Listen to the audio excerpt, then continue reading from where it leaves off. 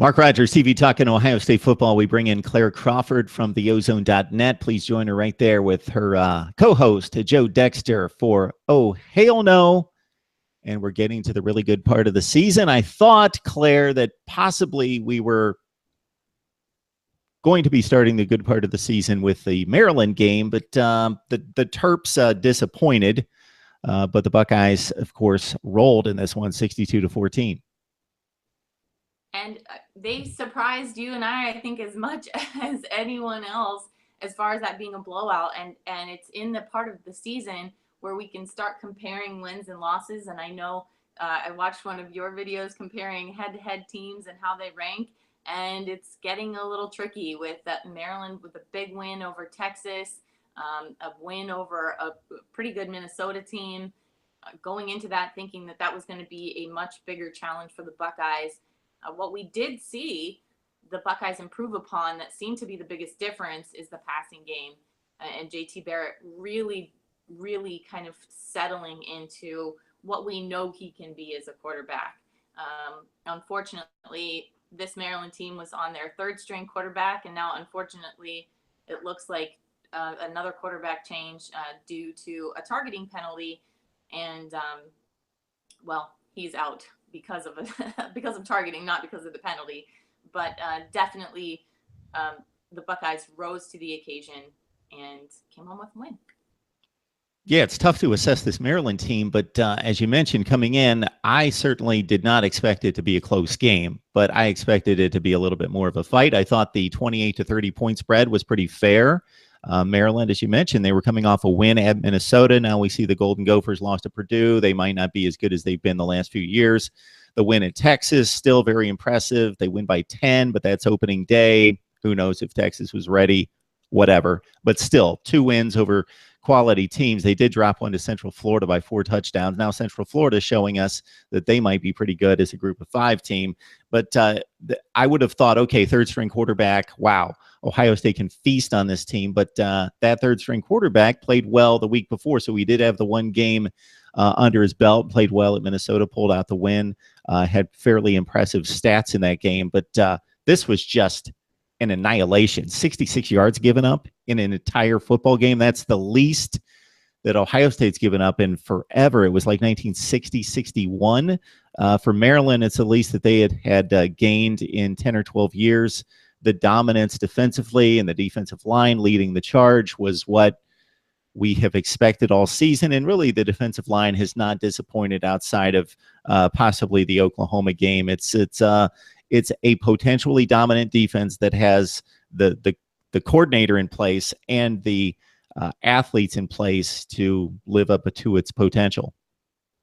And not only that, the offense, it could have been worse. There were points from special teams that were left on the table, unfortunately. And those we know are tangible. You can't really say, well, what if. 2 missed field goals, missed extra point, and we saw KJ Hill's return get called back as well because of a legal block in the back. So the special team woes are continuing on with this Ohio State team. It's something that Urban Meyer addressed today, canceled his press conference, decided that it was important for him to go supervise that special teams practice. It's something that he preaches. Every single person that starts on special teams first. But they're seeing some pretty big red flags, not only just on special teams, but maybe kind of leading into a bigger issue. Yeah, so basically, you started to address all the gaffes in this game. It's amazing to win by 48 points against a decent team. And the amount of points, yeah, like you said, that they left on the field is rather alarming. And most of them came in the special teams department, but others came in terms of a J.K. Dobbins fumble and some other gaffes on the field. But a lot of special teams, and Urban Meyer takes great pride in special teams. That's his deal. We need to be tight in special teams. He took a shot at his kickoff specialist in regards to, hey, we're the only team in America that can't kick the ball down the field into the end zone or close to the end zone. That really irritates him, frustrates him. Right out of the gate, there was one kickoff that went out of bounds. I think this is after he addressed the team at halftime. They come out the second half. They kick the ball out of bounds on the kickoff to start the second half, and he was just he must have stayed in a crouched position with his hands on his knees and his head down for like 90 seconds, just probably trying to gather himself so he didn't just explode. Kickoff out of bounds, a Chrisman's 22-yard punt, which ended up being more important in the grand scheme. Luckily, the defense stepped up at that point. A delay of game on kickoff. I'm going to let that settle in with everyone. A delay of game on kickoff. I mentioned the block in the back. Ty Johnson's the special team scored. Ty Johnson's 100-yard return. Miscontainment and really just mental mistakes.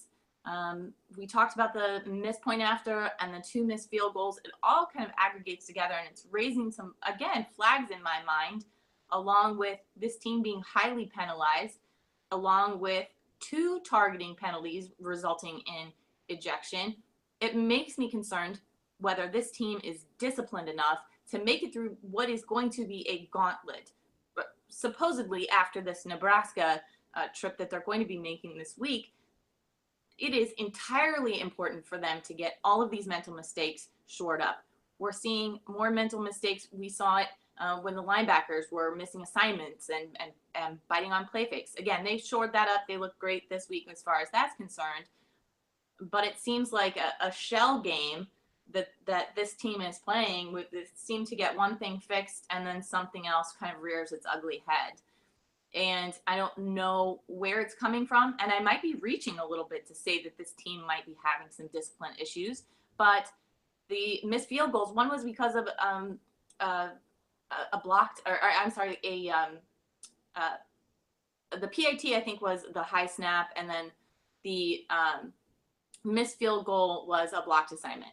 And it's, again, something that can be fixed, and that they're more talented. That's what they're resting on right now. The Buckeyes are resting on the fact that they are more talented than a team like Maryland, or hopefully a team like Nebraska, a team like UNLV and Army. But that is not going to last. Wisconsin, Penn State, Michigan, all of those teams are going to be far more evenly matched when it comes to talent, and they're not going to be able to get away with mental mistakes.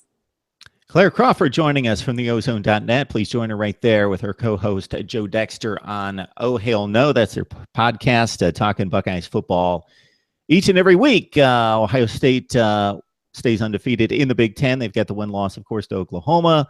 They trounce a second consecutive Big Ten East opponent, Maryland 62-14, coming off the 56-0 drubbing of Rutgers. 2, of course, more recent entries into the Big Ten that I still would claim don't necessarily belong in the Big Ten, but we'll embrace them and hope that they can build decent football programs with Urban Meyer disciples of sorts leading the charge. DJ Durkin, of course, at Maryland, and Chris Ash in Piscataway. All right, Brandon Bowen lost at right guard to a broken leg. Urban Meyer expressed his frustration after the game, just seeing a very productive football player, a kid who does all the right things, who works hard, losing the rest of his season. Matt Burrell came in, and so this is another hit to the offensive line. I'm not talking about this edition. This is the first one this year, but a unit that has yet to prove itself against quality opposition. And Urban Meyer didn't express any disappointment over Burrell's play in particular, but you could tell that he was concerned about the transition and losing Bowen. Obviously, there's a reason he's starting. Burrell did make a play for the starting job during August camp, but that you could tell he was concerned about, okay, we need to work some things out. He made a comment in that direction toward the offensive line, kind of relaying his concern. Let's keep this tight, and we gotta, like, next man up, got to be just as good. This is the unit on the field that has to be the most cohesive, the offensive line, and we know what the concerns have been in the past. I agree. And Matt Burrell has gotten some playing time on special teams, and again, that's kind of where he needs to start. but Urban Meyer said this is a team driven by the offensive line and their performance. And I just feel like they are kind of white knuckling it through the season right now. They really haven't had a truly dominating performance. And with the passing game still really needing to gel, I think this was a step in the right direction with Maryland, but they definitely they still haven't found, hey, this is going to be our number one guy. This is our go-to receiver. JT showed a lot of improvement. And it's almost difficult to say JT has shown improvement, because it's something we've seen JT do before, and it's almost like he's stepping into who he should be, stepping into who we've seen him be as a player. So it's difficult to say, hey, we this fifth-year senior has shown improvement, but it's really honestly getting back to where he should be. So as far as the offensive line is concerned, that's going to be really important as far as gelling into what this offense could be. Mark Rogers, TV Talking Ohio State Football with Claire Crawford from theozone.net. Her podcast right there with Joe Dexter. Oh, hail no. Subscribe to my YouTube channel for the best in college football coverage and my conversations with some of the best bloggers and broadcasters in college football. You can find the long-form audio version on Stitcher, Podbean, and iTunes.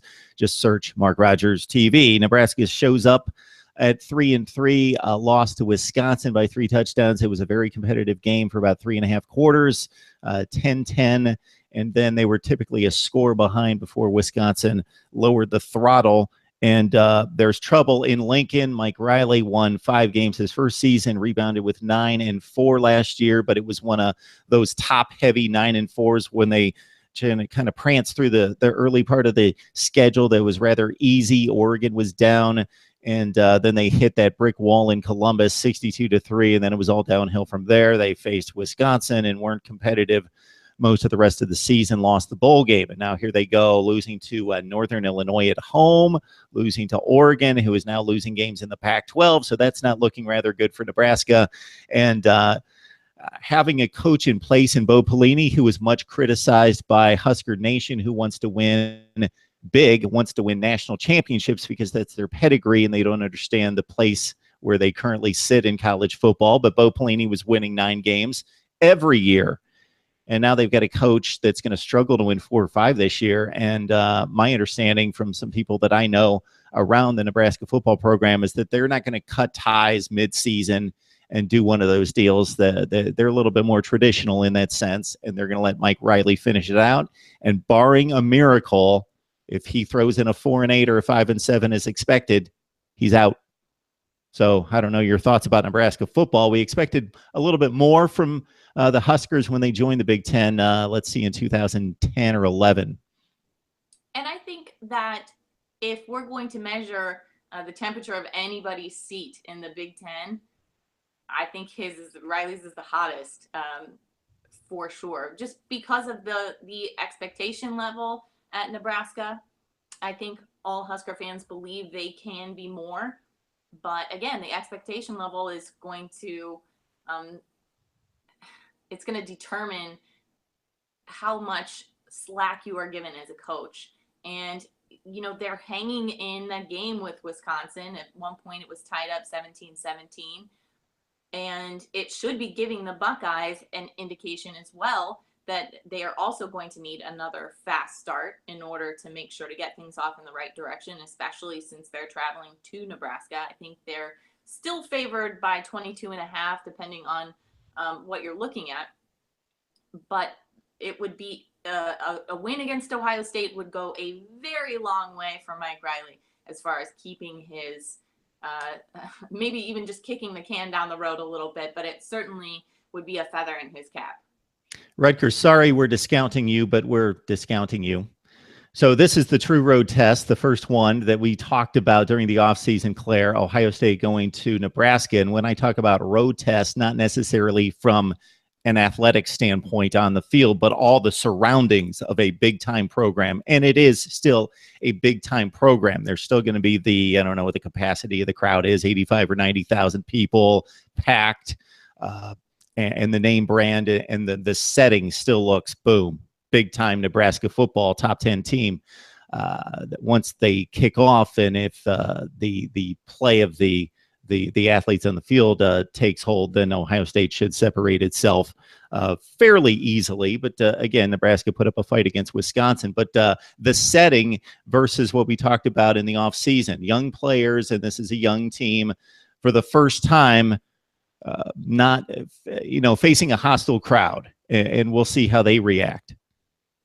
And I think the closest thing that we can possibly get to this is the atmosphere of the Indiana game. There are not going to be quite as many Buckeyes in Lincoln as there were in Bloomington, but certainly Indiana was a good way for them to dip their toe into that environment. Night game on the road, conference opponent, but this is not going to be Bloomington. Make no mistake about that. This is a much more hostile environment. No disrespect to Bloomington, but the Buckeyes were outnumbering the Hoosiers there for sure. So certainly it is going to be a much bigger test for a young team. And then especially some of these guys are having to step up, especially the corners are now having to step up, which they weren't really expecting to have to.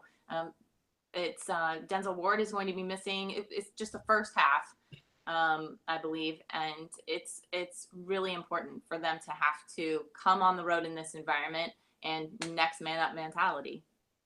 Claire, I'm going to have you make the call on this. And was I disrespecting Rutgers more by calling them out, or was I disrespecting Indiana even more by completely forgetting that Ohio State went to Indiana the first week of the season? That seems like a preseason game or something. It was just so odd. Thursday night, Big Ten game, first game of the season. I completely forgot about going to Indiana.